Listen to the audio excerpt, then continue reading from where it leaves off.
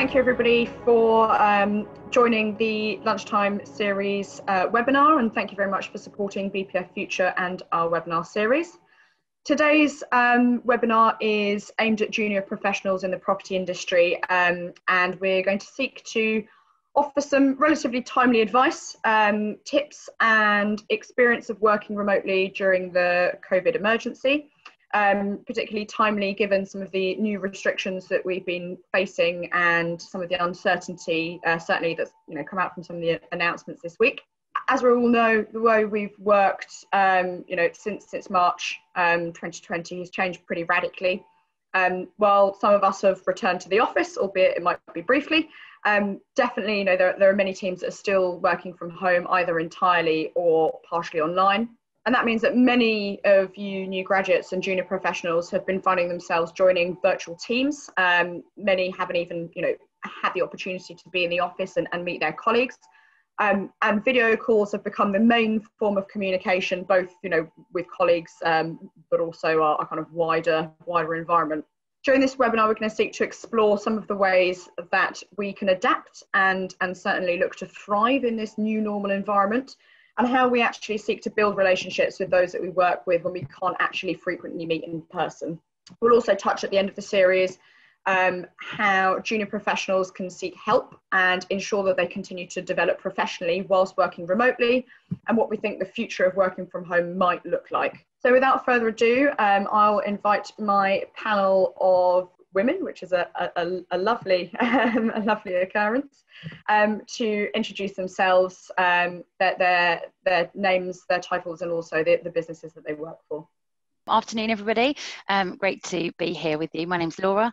I work for Jill Hearn, a leading real estate consultancy. I am head of marketing, so I look after our brand, all of our marketing, and our internal and external comms. Thanks. And Susan? Hi, I'm Susan Freeman. I'm a partner in law firm Mishcon de Rea. I have a particular interest in prop tech and innovation. I'm vice chair of the BPF Technology and Innovation Group, which Izzy is part of, and also on the ULI Europe Tech Group. And I also host a podcast where I have a lot of fun interviewing key influencers in the wonderful world of real estate. And I write and tweet a little bit. And I'm Suzi Lawrence. I'm a board director and client services director at London Communications Agency. We're a full service integrated PR agency specialising in London and London issues. Brilliant, thank you everyone. We're going to get into a bit more detail in terms of personal experiences and views with working from home and virtually shortly. But I'm just going to kick things off by asking all of our panelists how they've been working over the last 6 months, and what has been the most surprising thing that they've learned about working virtually. So Laura, if I can ask you to start.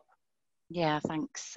So I've been working from home in my little office, which is actually a converted little bedroom. So I've been here since March, not been back into the office yet.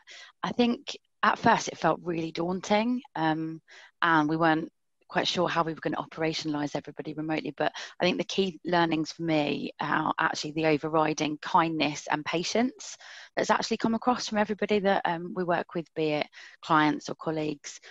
So actually, on the whole, a pretty positive experience. And Susan, what's your experience been?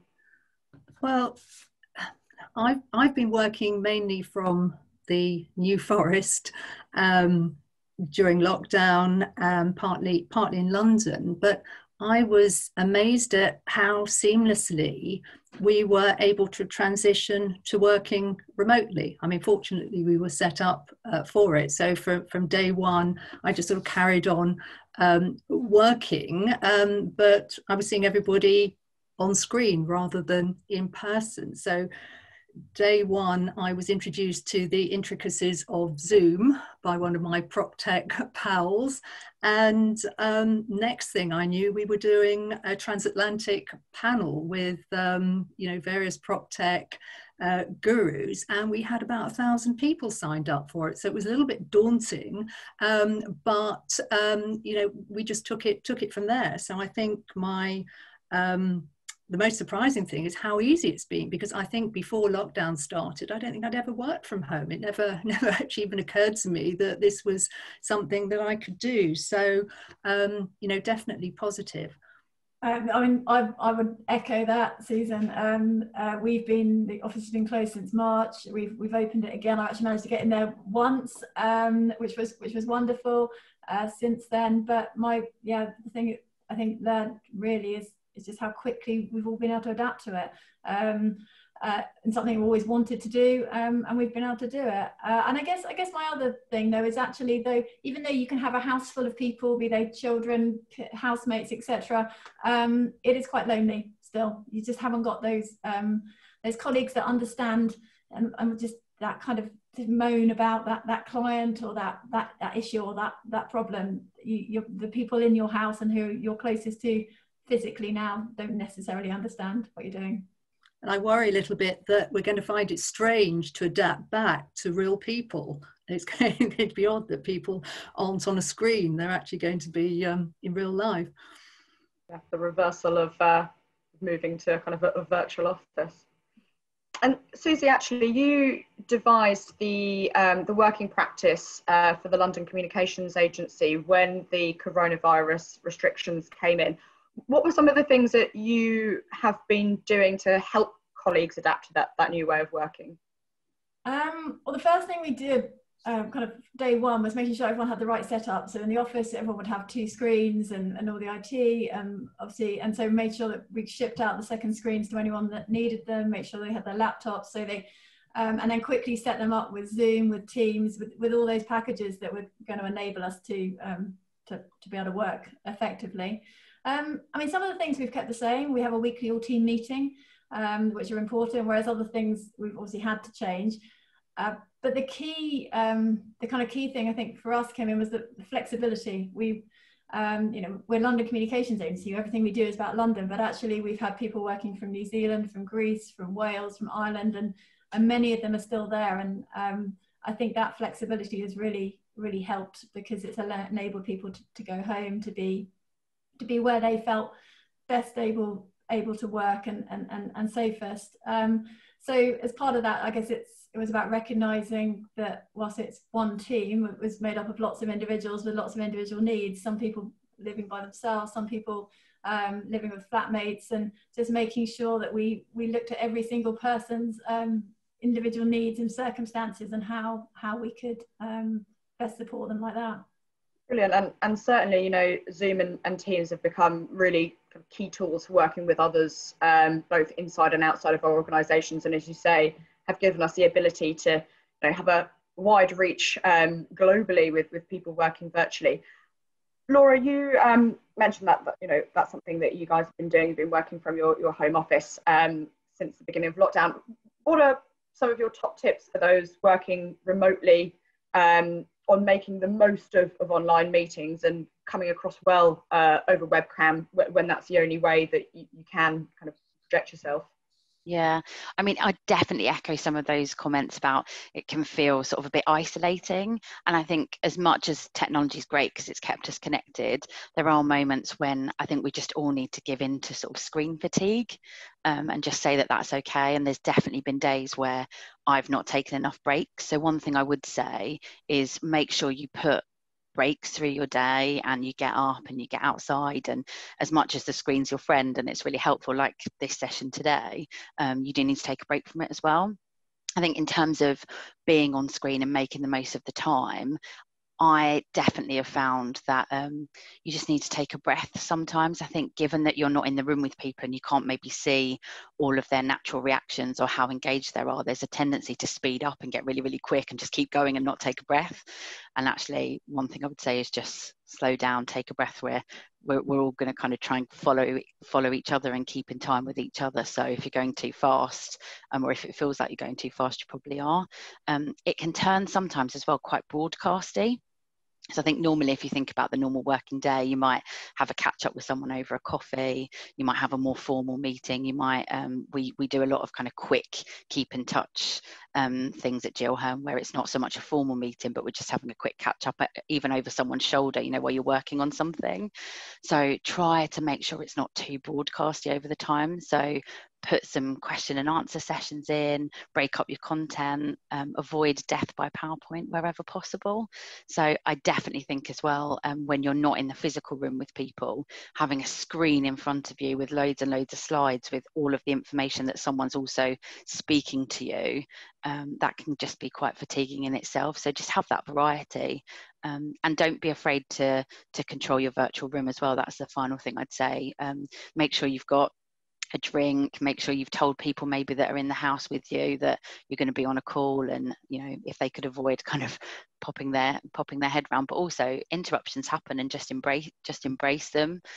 So I think I would just say, yeah, just try and own your own space and feel confident to even turn your camera off sometimes if you want to as well. You know, when you have that Wi-Fi wobble that we've all had, we'll probably get it on here in a minute from one of us, just sort of say, look, I'm going to turn my camera off and just take a minute and come back. So yeah, really good tips. And I just want to pick up on the point that you made about screen fatigue. You know, there's definitely you know, the potential for us to spend too much time looking at our screens, and one of the reasons that we do so is social media. So we're both looking at social media, but also working through screens. But in your opinion, with the social media perspective, do you think coronavirus has actually made it even more vital to the way that we work, and as a way of getting your voice heard in this kind of virtual working environment?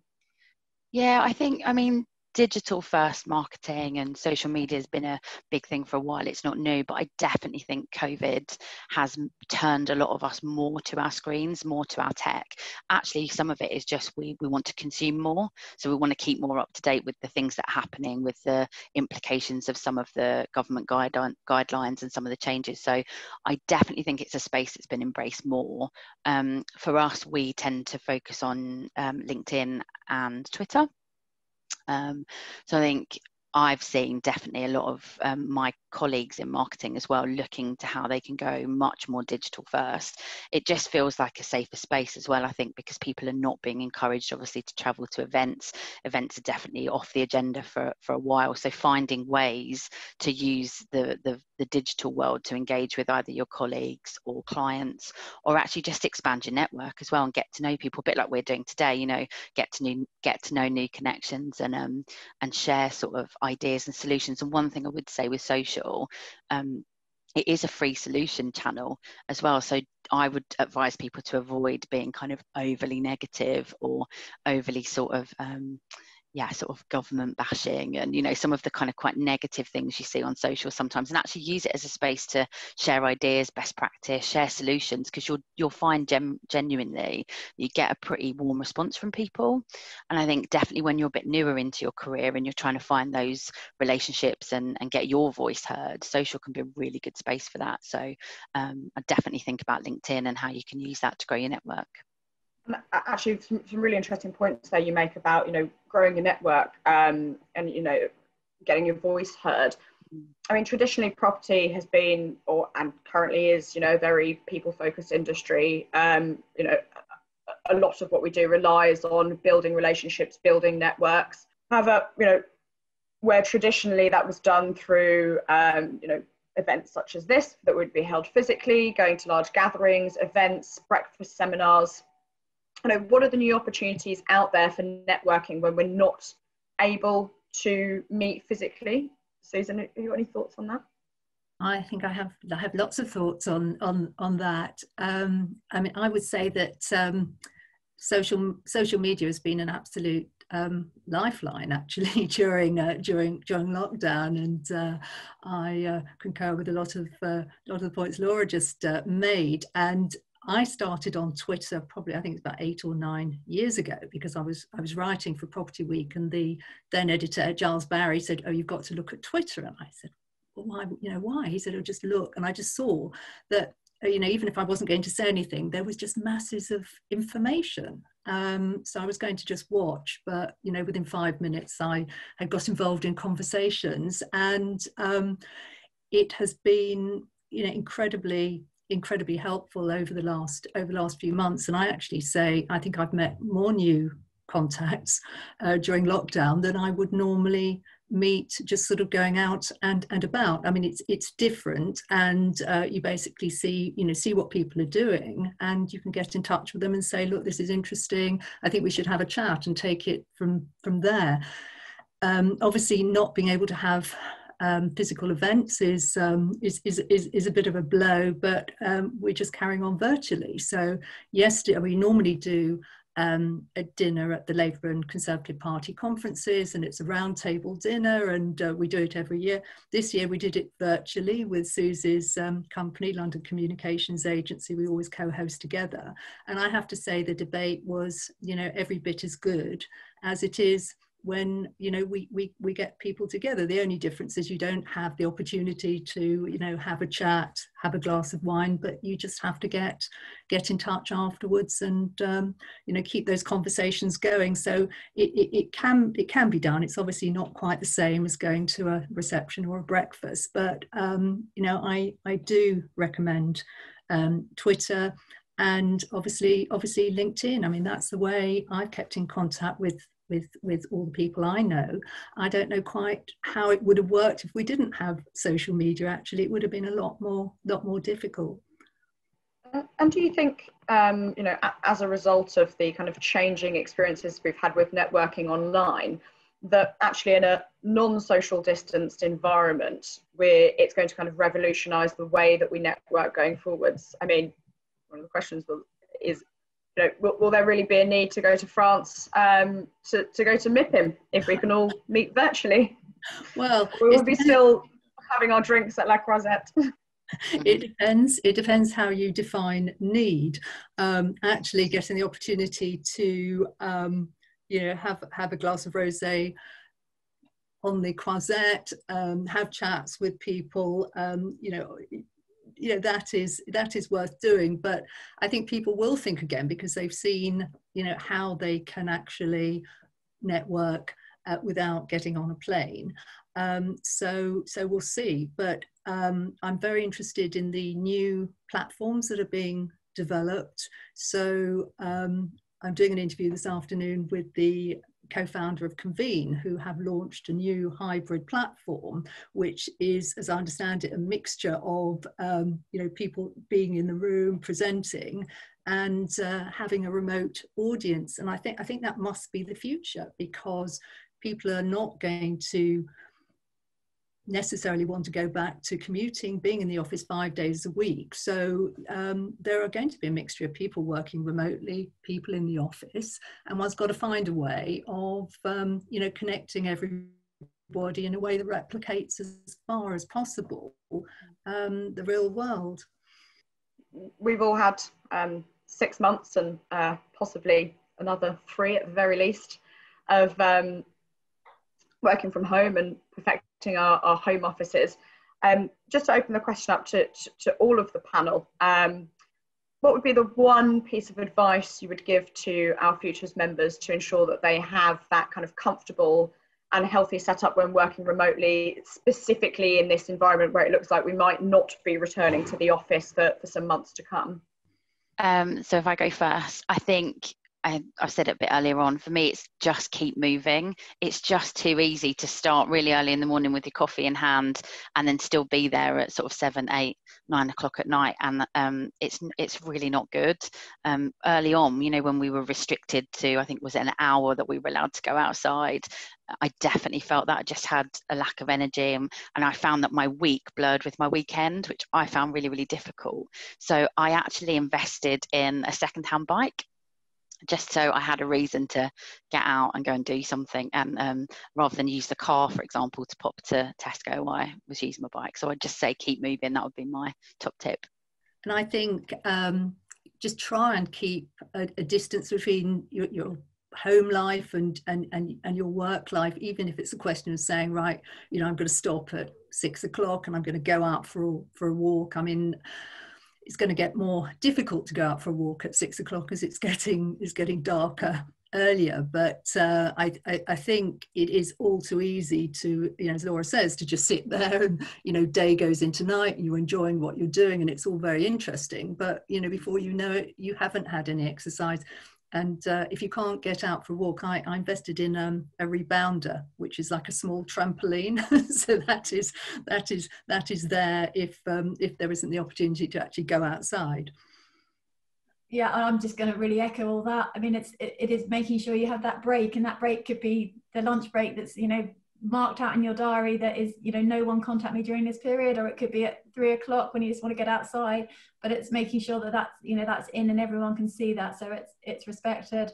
I think, yeah, that's really important. But also tap into any hidden talents within your team. We've got one of our team who's a yoga teacher, so she does yoga classes for us once a week now for those that want to get involved. So you never know who you're working with and what hidden talents they've got.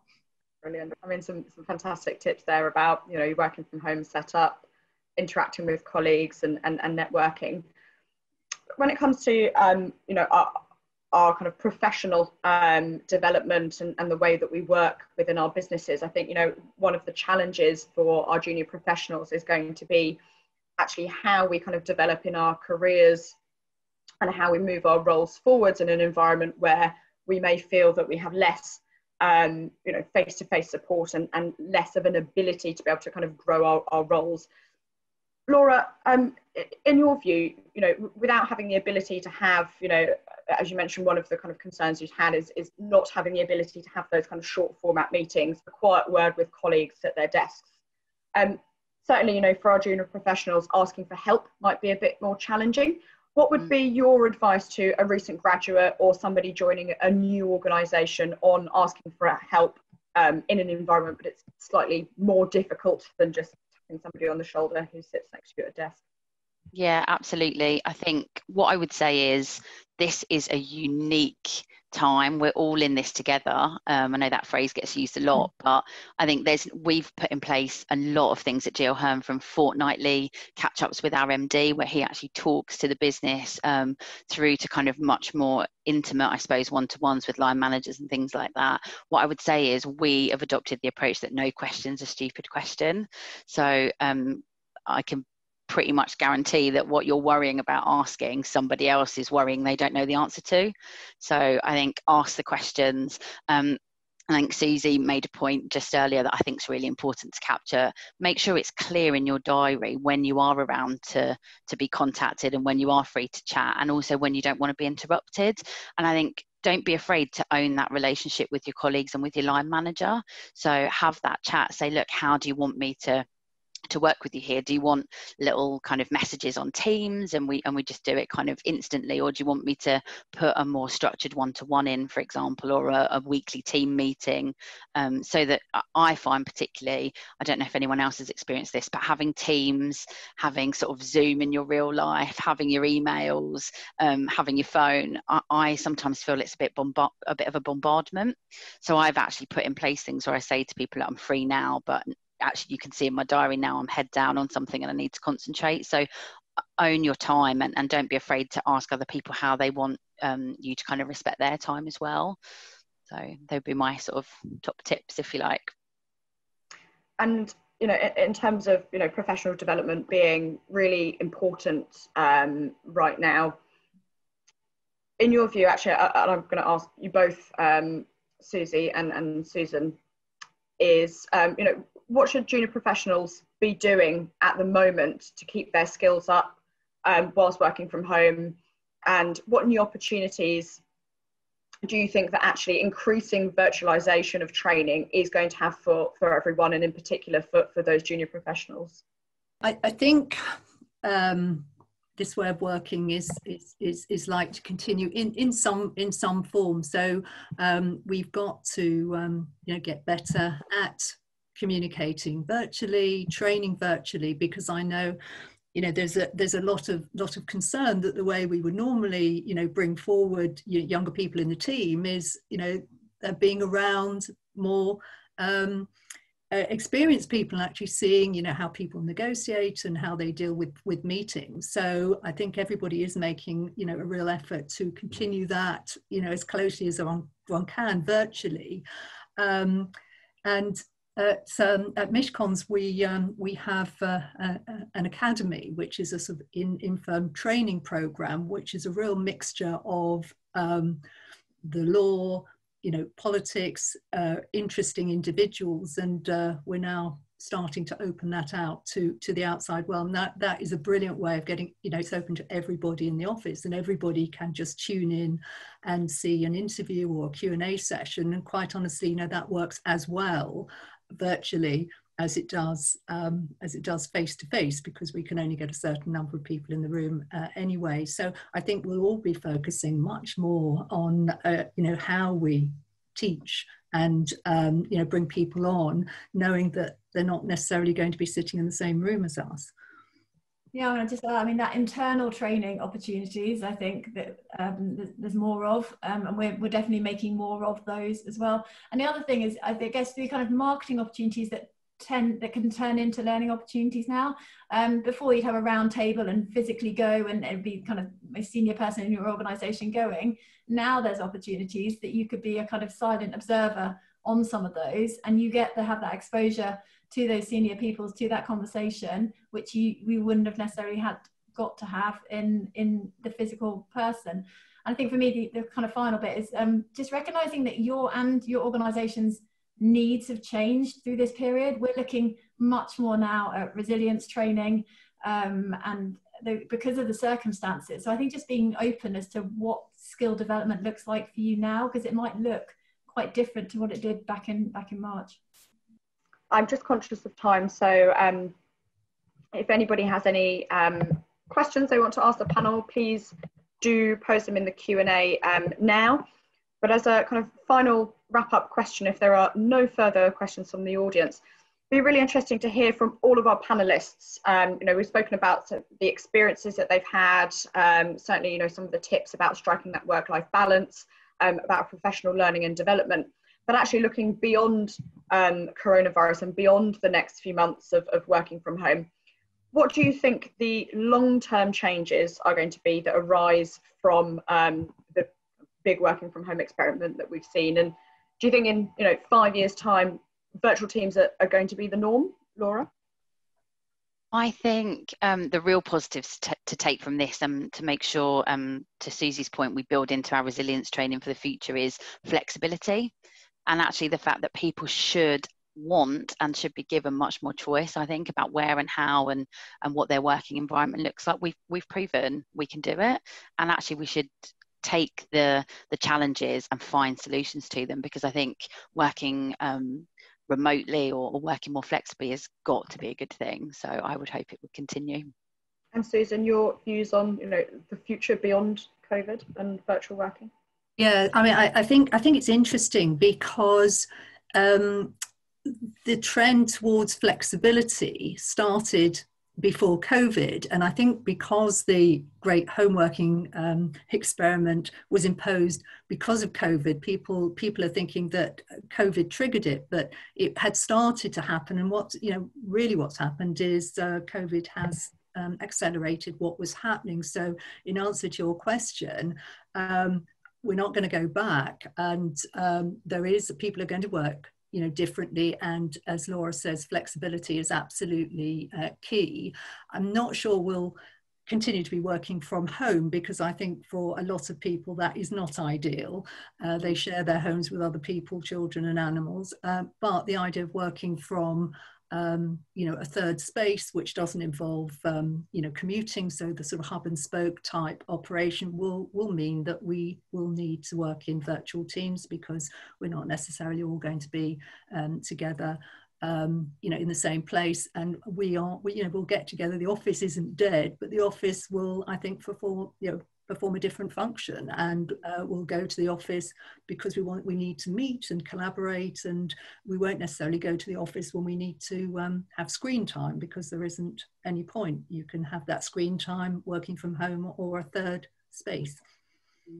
Yeah, I'm just add, I don't think virtual teams will be the norm, but I think it'll be a hybrid of virtual and in person. And it's team culture that I think we're all going to have to work really, really hard on as a result of that. And just there's a great piece in yesterday's Evening Standard on just that, on how an office teams can thrive together whilst working apart, which is worth a read.